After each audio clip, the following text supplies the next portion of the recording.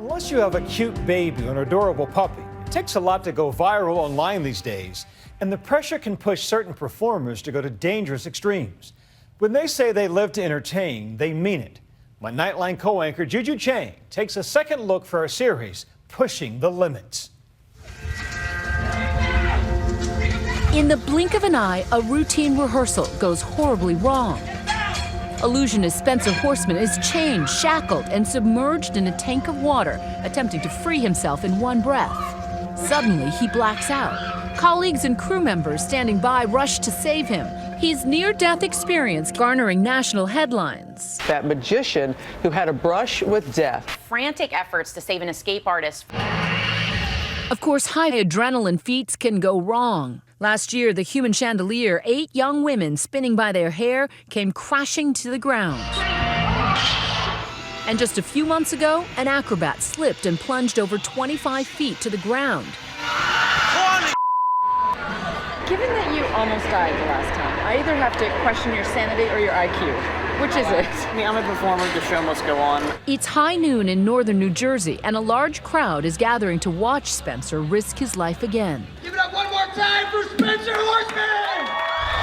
It's billed as completely unscripted and unpredictable entertainment, all to thrill increasingly skeptical audiences, pushing the drama and danger to its outer limits. So it's easy to wonder if his near-death episodes are just show antics. And there are going to be 4 bars that go across the top of the box, keeping the top closed and a lock on each one of the bars. This is the first time he's attempting the stunt outside. Physically, how do you train for it? So I have asthma, so for me, So this is the perfect trick for you. Right, so for me it is a big focus on my breathing. Risking one's life seems to come with the territory for Spencer, and perhaps the crucial ingredient for audiences who have come to expect it. You used your death-defying video as a marketing ploy for today. What draws people to that death-defying danger? There's an old quote, people do not enjoy watching somebody else, another human being, get hurt or get injured or killed, but they love to be on the spot where it happens. Spencer's gonna be secure with over 25 feet of galvanized chain, 8 hardened American steel padlocks, Smith & Wesson handcuffs, and ankle shackles. As he's being chained, Spencer begins slowing his breathing and lowering his heart rate.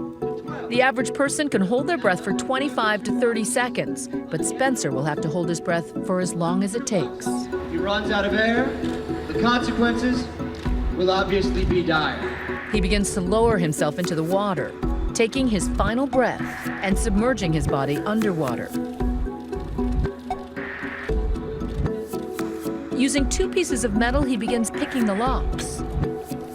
1 minute and 13 seconds, and already 3 of the locks have been removed. 1 minute and 45 seconds in, he's finished unshackling his ankles. After holding his breath for 2 minutes, he unlocks his wrists, leaving the 4 locks on top of the box, the only things between him and a breath of fresh air. 1.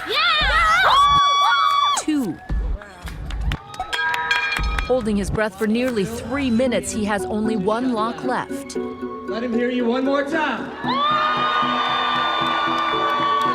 He begins fumbling with the last lock. Worried, they begin to lower the box to the ground.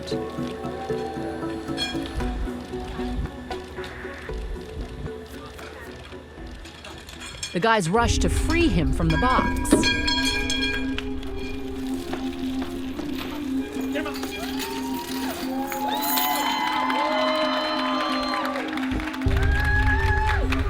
Are you okay? Are you okay? Are you okay? Are you okay? What? Fine. What? Fine. I feel fine. You're cold. You're shaking. The paramedics have come over. Love you, Spencer! They're taking him to the hospital. Start to make make you question, like, are these undue risks? Are these risks maybe they shouldn't take? It doesn't matter if it's undue, they're never gonna stop. They're never gonna stop. Skeptics saying the mishap was all part of the publicity stunt. Writing on social media, can we believe illusionists?